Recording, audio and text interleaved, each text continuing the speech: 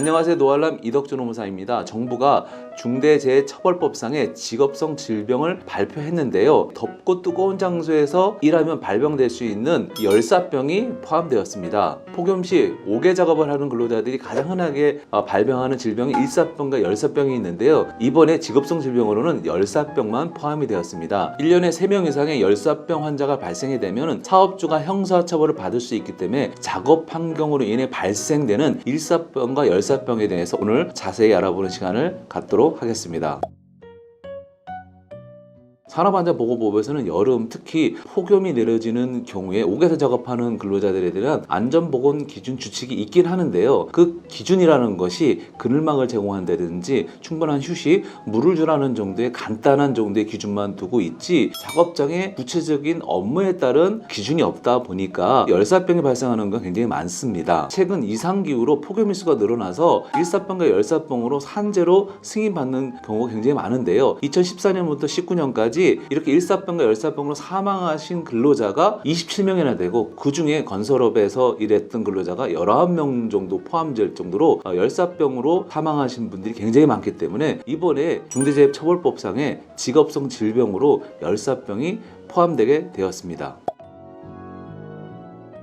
일사병이란 고온의 환경에 노출이 되어 몸의 온도가 37도에서 40도까지 올라가게 되며 열로 인해서 땀을 많이 흘려서 탈진되는 경우로서 이때 충분한 수분과 염분이 공급되지 않으면 두통이나 어지럼증, 무기력증 같은 증상을 호소하며 얼굴이 창백해지는 증상이 나타나기도 합니다. 열사병이란 과도한 고온 환경에 몸이 노출이 되어 열이 몸 밖으로 배출이 되지 않아서 체온 조절 중추의 기능이 상실되는 증상을 얘기합니다. 열사병이 지속이 되면은 두통, 어지럼증을 호소하기도 하지만은 콩팥의 기능을 상실해서 급성 심부전이 오거나 뇌졸중 또는 심혈관 질환에 중대한 영향을 미치므로 위험한 지경에 놓일 수도 있습니다.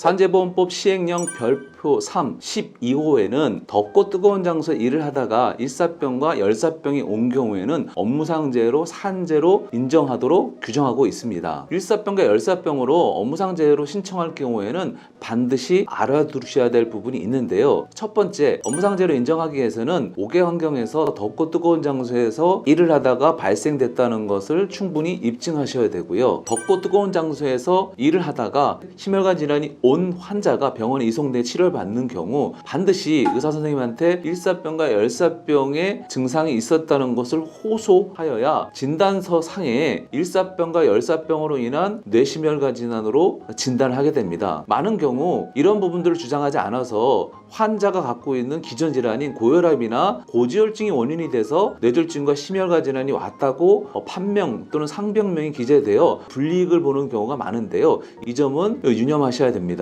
셋째로 일사병과 열사병의 증상이 심해서 체온 중추신경이 마비가 돼서 갑자기 사망하는 경우도 있습니다. 이렇게 갑자기 사망해서 병원으로 후송이 되면 의사는 사인을 알 수 없다는 사인 미상의 진단을 내리게 됩니다. 이렇게 된다면 일사병과 열사병으로 사망이 되었다 하더라도 산재로 인정받을 수 없기 때문에 이럴 경우 반드시 사체 부검을 통해서 이 사망의 원인이 일사병과 열사병으로 왔다는 부분들이 서류적으로 남아져야 업무상 재해로 신청해서 산재로 인정받을 수 있습니다. 사인 미상과 관련된 산재 신청에 관해서는 위에 있는 영상을 참조해 주시기 바랍니다.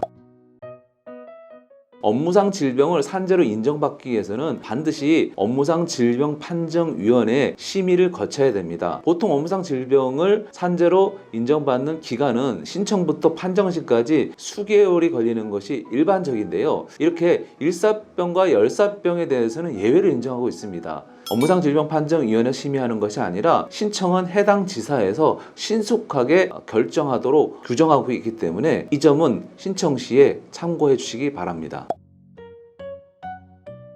산업안전보건법에서는 사업장에 급박한 위험이 있는 경우 사업주 또는 근로자가 작업을 중지할 수 있도록 규정하고 있습니다. 그런데 어떤 경우가 급박한 위험인지 그 기준에 대해서 법으로 명시되어 있지 않기 때문에 사업장에서 이 작업 중지권이 실효적으로 사용되지 못하고 있는 것이 현실입니다. 따라서 이번 중대재해처벌법상의 직업성 질병으로 공포된 24개의 질병에 대해서는 작업 중지에 해당되는 구체적 기준 기준을 만약에 명시한다라면은 산업재해를 미연에 방지할 수 있을 것으로 판단됩니다.